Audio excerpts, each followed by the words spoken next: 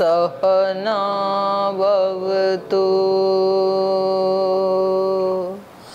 सहनौ भुनक्तु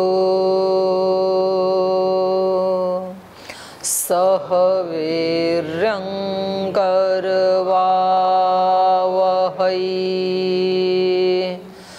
तेजस्विनावधीतमस्तु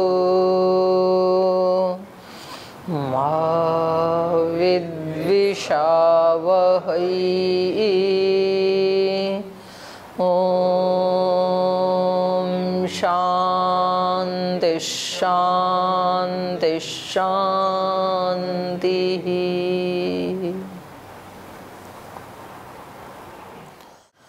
योग दर्शन का हम साधन पाद पढ़ रहे हैं और इसमें कर्म फल का सिद्धांत पढ़ा। कर्म फल का सिद्धांत कहता है सति मूले तद विपाको जात्यायुर्भोगा। क्लेश मूलक कर्माशय के रहने पर ही उसके प्रतिफल के रूप में हमें जाति, आयु और भोग मिलते हैं। ठीक है हनुमान जी। तो इसमें कर्म फल के सिद्धांत में आपको कुछ कोई डाउट है, कोई पूछना हो?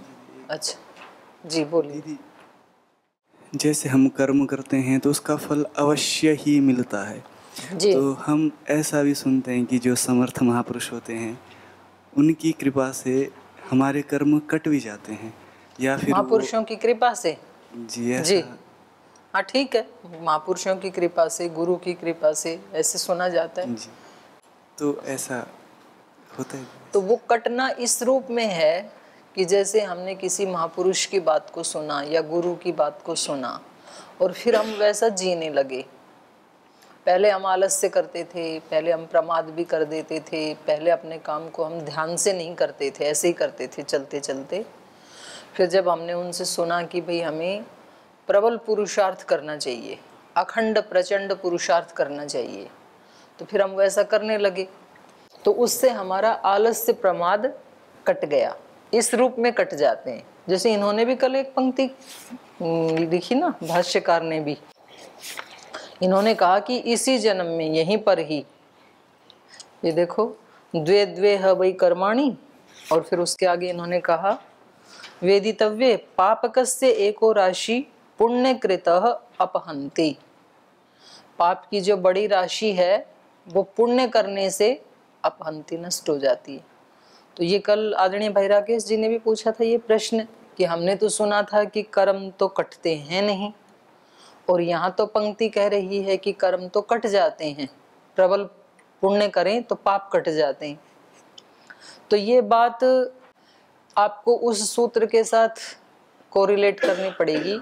हेयम दुखम अनागतम, कौन सा दुख हटाया जा सकता है? हेय दुख कौन सा है? त्याज्य दुख कौन सा है? अनागतम, जो आया नहीं है। वो जो भोग लिया उसको क्या हटाएंगे हम?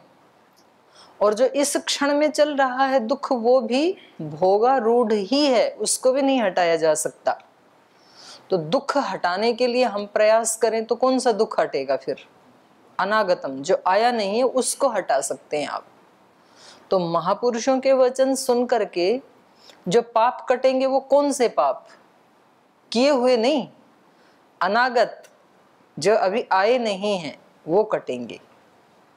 अभी जो कर रहे हैं वो तो कर ही रहे हैं, कर ही दिया इस क्षण में। अगले क्षण में जो आप करने जा रहे थे पाप, वो गुरु की कृपा से कट जाते हैं, शास्त्र की कृपा से कट जाते हैं, महापुरुषों की कृपा से कट जाते हैं। तो उनकी कृपा से ऐसे ही कटते हैं कि हम उनकी बात के ऊपर श्रद्धा रखते हैं, भक्ति रखते हैं, और हम वैसा नहीं करते हैं। यहाँ पर भी वही बात कही जा रही है कि जो पुण्य की बड़ी मात्रा है, एक राशि है, वो पाप की राशि को नष्ट कर देती। जब आदमी पुण्य काम करने में लग गया तो पाप करेगा ही नहीं, तो पाप नष्ट हो गए ना पुण्य से। जब पुरुषार्थ करने लग गया तो प्रमाद करेगा ही नहीं, तो पुरुषार्थ ने प्रमाद को नष्ट कर दिया। लेकिन जो कर चुके हैं वो नहीं नष्ट होने वाले, उनकी तो 3 गति बता दी। जो कर चुके हैं उनका एक ऑप्शन है नष्ट होने का, मात्र जब आप विवेक को प्राप्त करके मुक्त हो जाएं तब नष्ट हो जाएंगे। तो ये अपवाद नियम है। सामान्य नियम तो ये है कि किया हुआ नष्ट नहीं होता है, मिलेगा ही मिलेगा। अपवाद नियम ये है कि अगर तो किसी ने विवेक प्राप्त कर लिया, मुक्त हो गया, तो उसका तो फिर नष्ट हो जाएगा पूरा। तो ये होते हैं अपवाद नियम। सामान्य नियम क्या है भाई, जिसको ट्रेन की यात्रा करनी है और करंट टिकट लेना है तो क्यू में लगना पड़ेगा, सबके लिए एक लाइन लगी हुई है। अपवाद नियम क्या है, यदि उसी ट्रेन से किसी सीएम या पीएम को यात्रा करनी है तो उसको क्यू में लगना नहीं पड़ेगा, फिर वो डायरेक्ट जाके ट्रेन में बैठ जाए, दूसरे ला के दे देंगे टिकट उसको। तो ये हो गया अपवाद नियम। अब इस अपवाद के लिए क्योंकि सीएम पीएम ज्यादा होते नहीं है, कोई एक ही होता है, तो आपको यदि ऐसे अपवाद में शामिल होना है तो पहले आपको सीएम या पीएम बनना पड़ेगा। तो ठीक है, आपके लिए भी वही रूल लागू होगा। आप ये नहीं कह सकते कि जी एक ही रूल है तो इनके लिए ऐसा क्यों, तो फिर आप बन जाओ, आपके लिए भी वही है, वो तो एक पॉलिसी है। तो इसलिए ईश्वर के यहाँ भी ये एक पॉलिसी है। अपवाद नियम ये है कि जो योगी हो गया, सिद्ध हो गया, विवेक को प्राप्त हो गया, मुक्त हो गया, उसके तो सब नष्ट हो जाएंगे, बाकी किया हुआ नष्ट नहीं होगा। महापुरुषों की कृपा से, संतों की कृपा से, ग्रंथों की सीख से, शिक्षा से अनागत पाप नष्ट हो जाते हैं। तो इसलिए कोई उसका गलत अर्थ ना लगाए कि जी हम कितने भी पाप करें और किसी गुरु की शरण में चले जाएंगे कि गुरुदेव अब तो आप ही आश्रय हैं, और गुरुदेव कहेंगे ठीक है बच्चा तेरे को अभयदान दिया और सारे कट जाएंगे। ऐसा कभी नहीं होने वाला है। ऐसे आलसी लोगों ने अपने अपने मत पंथ संप्रदायों में बना रखी हैं ये धारणाएं। बिल्कुल ठीक है ये आपका। कुछ कहते हैं कि गंगा नहा लो पाप कट जाएंगे, तो खूब सारे पाप करो और फिर एक बार गंगा नहाओ साल 2 साल में, तो अच्छा यात्रा भी हो जाए, पाप भी कट जाएंगे। कोई कहते हैं कितने पाप करो और एक बार जाके मंदिर में शिव दर्शन कर लो, उसकी आंख में आंख डाल करके सारे पाप कट जाएंगे। तो बड़ी अच्छा सरल साधन है, कितने भी पाप करो और आप जाके शिव के दर्शन कर लो, तो कटते तो नहीं है ना। पता लगा जिस दिन कि आपने गाय की हत्या की थी, पुलिस ले जाएगी पकड़ के, कटते नहीं। गंगा नहाने से भी नहीं कटते हैं, सत्संग में जाने से भी नहीं कटते हैं। तो फिर बोले सत्संग में जाएं क्यों, मंदिर जाएं क्यों, गंगा नहाएं क्यों, तो वो कटेंगे अनागत जब आप उस रास्ते पे चलेंगे तब। तो ऐसी बड़ी भ्रांतियां हैं ये। आप लोग तो यहाँ ऐसे स्थान पे रहते हैं, आपको तो कोई भ्रांति नहीं है, लेकिन बड़े समुदाय में भ्रांतियां होती हैं। बोल जी हम तो जो भी करते हैं अब बस हमारे तो गुरुदेव ही मालिक हैं। गुरुदेव मालिक बिल्कुल नहीं है, आप ही मालिक हो अपने किए का। हाँ, गुरुदेव आपको बचा सकते हैं यदि आप गुरुदेव के कहे हुए वचन को अमल में ला करके वैसा आचरण करने लग जाएं तो। क्योंकि गुरुदेव खुद चाहे करते हो या ना करते हो, अपने शिष्यों को तो सब अच्छी ही शिक्षा देते हैं। तो उस शिक्षा को मान करके यदि हम वैसा करने लग जाएं तो कट जाएंगे फिर। ठीक है, और आ गया जी समझ में? तो थोड़े प्रश्न ढूंढ के लाया करो ना। इन्होंने कल अच्छा सा प्रश्न ढूंढा मयंक जी ने, क्योंकि मेरा भी ध्यान कभी गया नहीं इस तरफ। चलिए आगे पढ़ते हैं। तो ये कह रहे हैं ये जो जाति आयु भोग हैं ये पुण्य अपुण्य हेतुत्वात् ह्लाद परिताप फला। पुण्य और अपुण्य के हेतु से या तो आह्लादित करने वाले होते हैं, सुख देने वाले होते हैं, या तो फल वाले होते हैं। तो ये पुण्य और अपुण्य के हेतु से या तो सुख देते हैं या तो दुख देते हैं। ये क्या हो गया? सामान्य नियम। पुण्य कर्म किए हैं, पुण्य कर्म से जाति आयु भोग मिले हैं तो सुखदायी होंगे जाति आयु भोग। पाप कृत मिले हैं तो जाति आयु भोग दुखदायी होंगे। ये हो गया सामान्य नियम। अपवाद नियम क्या है? अपवाद नियम ये है कि योगी को तो सब दुखदायी ही होते हैं, जाति आयु भोग उसको सुखदायी नहीं होते हैं। पुण्यकृत जो संसार को सुखदायी लगते हैं उसको वो भी दुखदायी ही लगते हैं। बोले ऐसा क्यों? जो पुण्यकृत हैं, सुख देने वाले जो कर्म हैं, कर्म फल हैं, वो तो सुखदायी लगने चाहिए। तो बोले नहीं, उसको नहीं लगते। क्यों नहीं लगते हैं? परिणाम ताप संस्कार दुख गुण वृत्ति विरोधाच दुखमेव सर्वम विवेकिन। हाँ, तो इसका भाष्य हम पढ़ रहे थे। तो माइक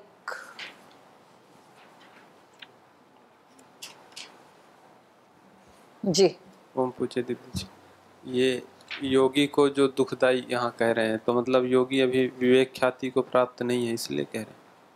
योगी से यहाँ किस स्तर की बात है? योगी से इसको जो योग मार्ग पे चल रहा है उसको भी ले लेंगे, और जो सिद्ध हो गया उसको भी ले लेंगे, दोनों योगी। तो उसको तो दुखदाई सुखदाई दोनों नहीं लगते, ऐसे कहते हैं। कौन से वाले को? जो अभी चल रहा है उसको? सिद्ध है, जो सिद्ध है जी, सिद्ध है उसको क्या होंगे? उसको ना तो दुखदाई प्रतीत होता ना तो सुखदाई प्रतीत होता, ऐसे कहते हैं ना, वो अलग रहता है ना उसको दुखदाई ही प्रतीत होते हैं, क्योंकि वो भी शरीर को भी नहीं चाहता है, कम से कम हटता नहीं, ऐसे कहते हैं, ना तो भागता है और ना तो उसमें। हाँ, ये तो ठीक है, वो हटता तो नहीं है, लेकिन वो उसकी तरफ आसक्त भी नहीं होता है, और कम से कम वो इस भाव में रहता है कि भाई अब तो बस ये शरीर बचा है। तो या तो वो फिर अपनी ही इच्छा से उसको भी छोड़ना चाहता है, संकल्प पूर्वक छोड़ देता है, और या तो फिर वो सोचता है कि बस अब जितना भी इस शरीर की उम्र है वो समाप्त हो जाए, आगे तो फिर जन्म लेना नहीं है। तो इतना तो उसको भी वो दुखदाई ही लगता है, क्योंकि शरीर जब तक रहेगा तो उसको खिलाना पिलाना नहलाना धुलाना सुलाना इतना तो करना ही पड़ता है, जबकि उसको आवश्यकता नहीं है, तो उसके लिए तो व्यर्थ ही है ये। हमारे लिए तो आवश्यकता है, क्योंकि हमें अभी शरीर चाहिए। तो इसलिए हमारे सामने तो मृत्यु का कोई थोड़ा भी आहट भी होती है तो हम नहीं जाना चाहते हैं, क्योंकि हमारा प्रयोजन पूरा नहीं हुआ अभी, और उसका तो पूरा प्रयोजन पूरा हो गया।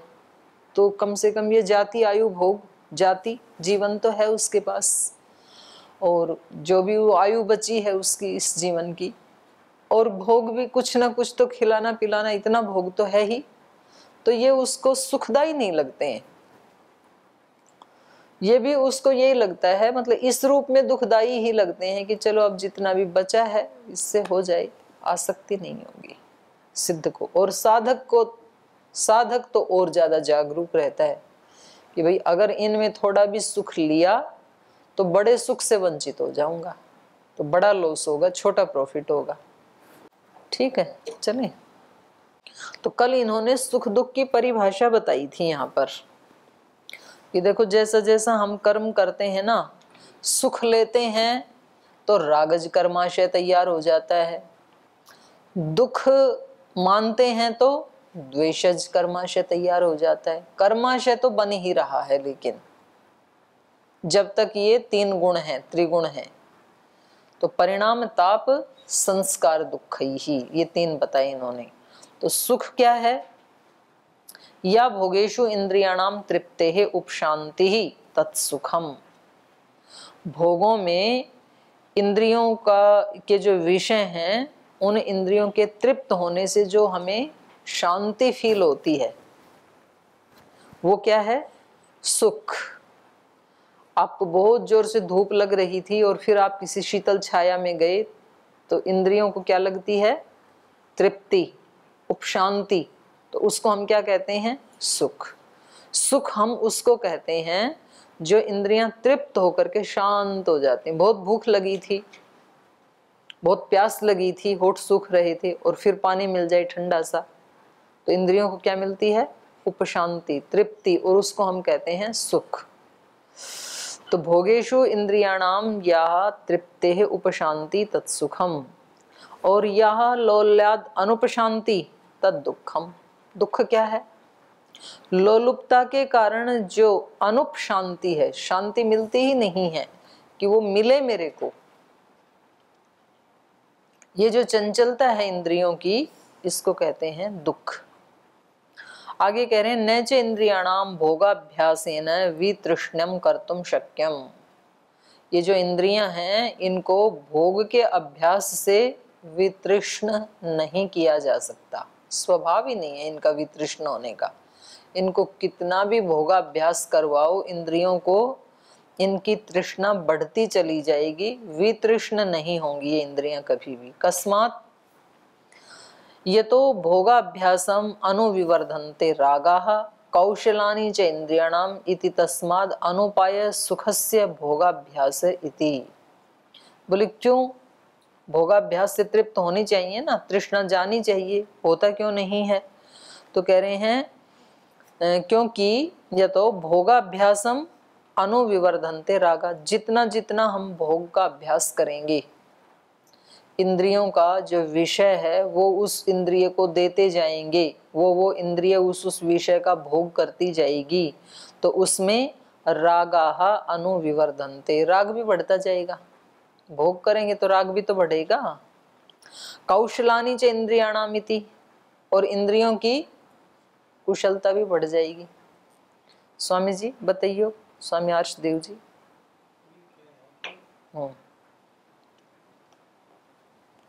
जैसे जैसे भोग करते हैं इंद्रियों की लोलुपता बढ़ जाती है, फिर शांत नहीं होती वो।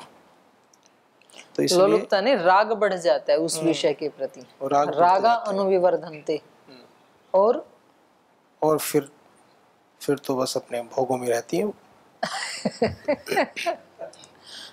लोलुपता बढ़ जाती है तो। अगली पंक्ति भी तो पढ़ लो। उनकी कुशलता बढ़ जाती है। कौशलानि च इंद्रियाणाम इति। एक चोर जिस दिन पहले दिन चोरी करता है ना, तो उसका भी कलेजा धक धक करता है कि भाई कहीं पकड़ा ना जाऊं, कहीं पिटाई ना हो जाए, कहीं जेल ना हो जाए। और जब वो 10-20 बार बच जाता है चोरी करने में, तो फिर उसके हौसले बुलंद हो जाते हैं। तो ये क्या हो गई? उसकी कुशलता बढ़ गई उसकी। कोई व्यक्ति पहले दिन शराब पीता है तो थोड़ी कड़वी भी लगती है, ऐसे बताया पीने वालों ने। बोल जी पहले दिन पी तो कड़वी भी लगी थी, पर क्योंकि एक मित्रों ने चढ़ा दिया कि पी के देख, वैसे तो उल्टी सी आ रही थी, अच्छी भी नहीं लगी थी, कड़वी भी लगी थी, कोई जूस तो था नहीं। लेकिन जैसे जैसे फिर वो पीने के बाद जो नशा लगा और उसमें ऐसे एक उपशांत सा हुआ हमारा चित्त, फिर तो लगा कि अगले दिन भी पिए, थोड़ी देर का कड़वापन है, बाद में बड़ा अच्छा लगता है। और ऐसे पीते पीते, एक ढक्कन पीते पीते फिर पूरी बोतल पीने लग गए और पता भी नहीं चलता है। तो ये क्या है? इंद्रियों की कुशलता बढ़ जाती है। कोई व्यक्ति एक बार झूठ बोलता है पहले दिन, तो उसको थोड़ा हिचक आती है कि भाई ये पकड़ा गया, किसी को पता लग गया तो।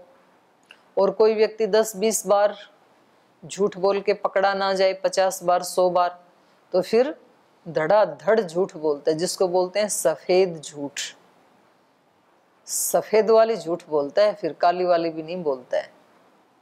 तो ये सब इंद्रियों का है। ये 1-2 तो उदाहरण दिए हैं। जैसे जैसे भोगाभ्यास बढ़ेगा, इंद्रियां शांत होने वाली नहीं हैं, बल्कि इंद्रियों की कुशलता बढ़ जाती है और राग बढ़ जाता है उस विषय के प्रति। उसके बाद तो फिर वो हमारी एक मजबूरी बन जाती है। फिर पहले दिन शौक में कोई शराब आदि पीते हैं, उसके बाद उसकी मजबूरी बन जाती है। पहले शौक में कोई चाय कॉफी पीता है, उसके बाद चाय कॉफी मजबूरी बन जाती है। नहीं मिले तो सिर दर्द होगा। आदमी इतने बेचैन होते हैं जब योग ग्राम में आते हैं तो जिसको जो, तो क्योंकि राग बढ़ गया उस विषय में इंद्रिय का, अब छूटता नहीं है वो। तो ऐसे बहुत सारे लोग हैं और बहुत सारी हमारी खुद की भी ऐसी बहुत सारी कमियां हैं, बहुत सारे दोष हैं जिनको हम छोड़ना चाहते हैं, लेकिन वैसा मौका आते ही हम फिर वही दोष करते हैं। ये हम सबका अनुभव है। क्यों नहीं हम उसको छोड़ पाते हैं उस मौके पे? क्योंकि वो हमारे संस्कार बन गई और वो इंद्रियों की उस तरह की कुशलता बन गई दोष करने की, वो दोष कर जाती हैं। तो किसी को जैसे कुछ बोलने का दोष है, तो ऐसी सिचुएशन बनते ही वो तट तट तट तट बोल देता है। बाद में वो सोचता है मुझे ऐसे नहीं बोलना चाहिए था, थोड़ा तो संयम रखना चाहिए था, लेकिन संयम रहेगा नहीं। किसी व्यक्ति को हाथ उठाने की आदत पड़ गई, थोड़ा सा भी कुछ हुआ और तुरंत वो ईंट पत्थर उठा लेता है या तो हाथ उठा लेता है। बाद में पछताता है वो कि हाँ मुझे ऐसे नहीं करना चाहिए था, लेकिन उस समय वो क्यों नहीं उसको रोक पाया अपने हाथ को? संस्कार बन गए, राग बन गए और उस इंद्रिय की, हस्त इंद्रिय की कुशलता बढ़ गई। वो वैसा करेगा जरूर। बड़ा कठिन है स्वभाव को चेंज करना। इसलिए लोग बोलते हैं कि धरती पे सबसे कठिन काम है अपने संस्कारों को और स्वभाव को बदलना बहुत कठिन काम है। ये तब होता है जब कोई व्यक्ति पूरी कमर कस के खड़ा हो जाए कि बदलना ही है इसको। नहीं तो छोटी छोटी चीजें, आलस से प्रमाद, रोजाना सुनते हैं, रोजाना रात को संकल्प लेके सोते हैं और सुबह फिर नहीं उठ पाते हैं, तो कठिन है ना ये स्वभाव बनाना। तो ऐसे एक एक चीज तो ये कह रहे हैं, न च इंद्रियाणाम भोगाभ्यासेन वितृष्णम कर्तुम शक्यम कस्मात् यतो भोगाभ्यासम अनुविवर्धन्ते रागा कौशलानि च इंद्रियाणामिति।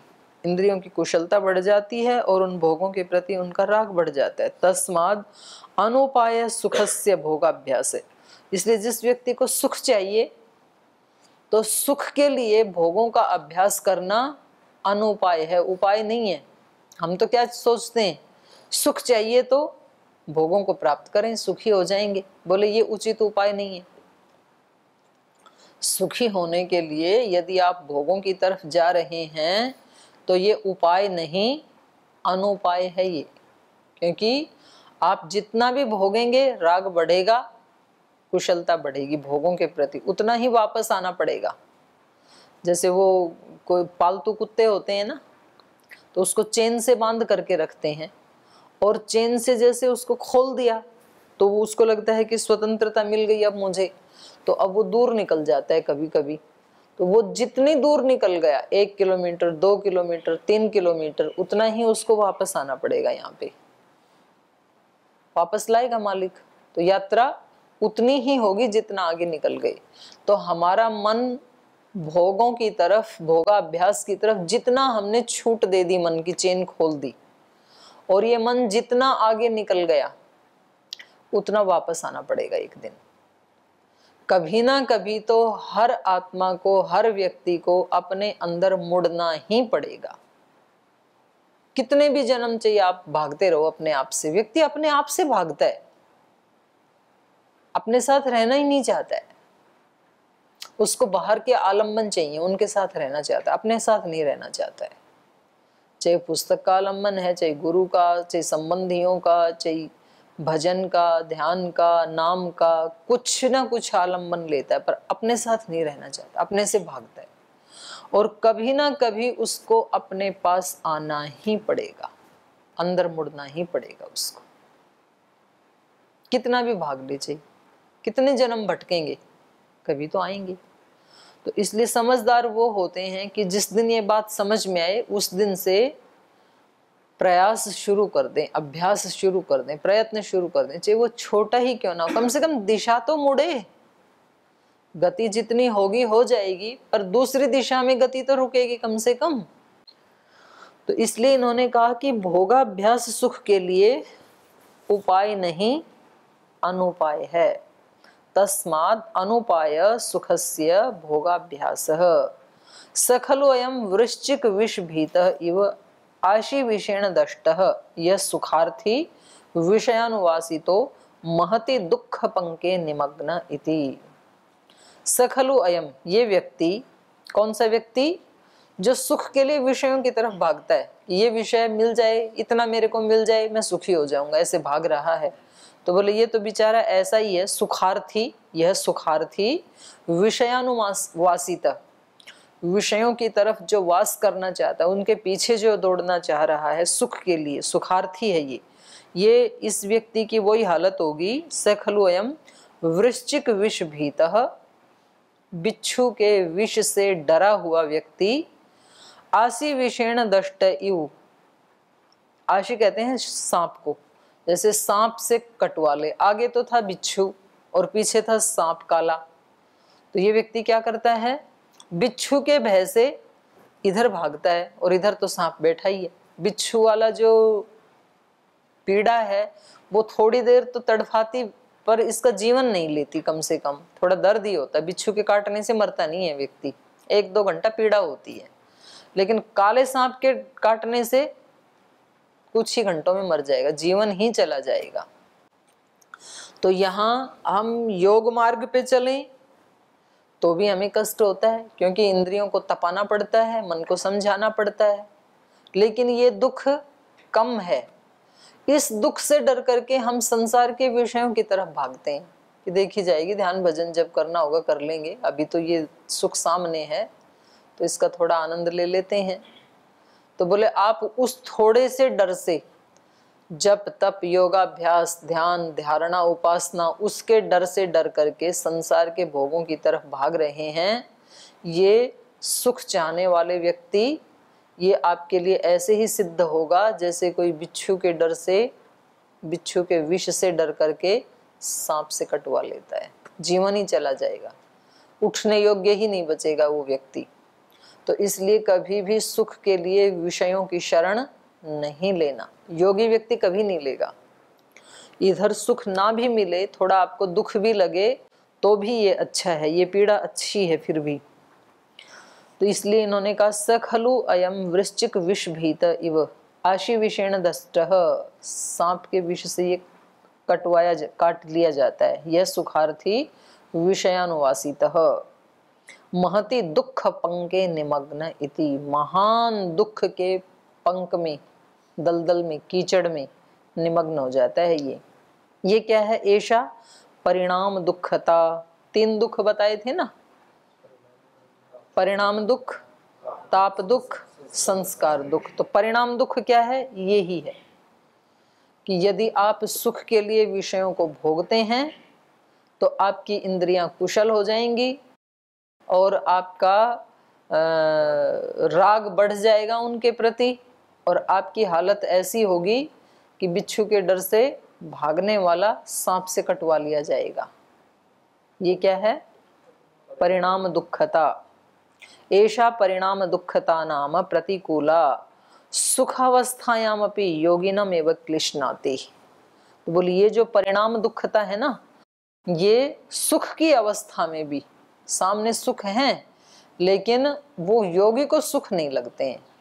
सुख अवस्थायाम अपि योगिनम एव क्लिश्नाति, केवल योगी को ही ये सुख क्लेश देते हैं।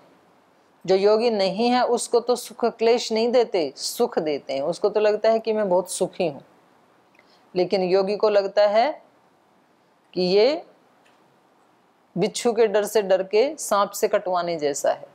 तो इसलिए उसको उस समय भी, सुख की अवस्था में भी वो सुख कष्ट देते हैं। तो ये हो गई परिणाम दुखता।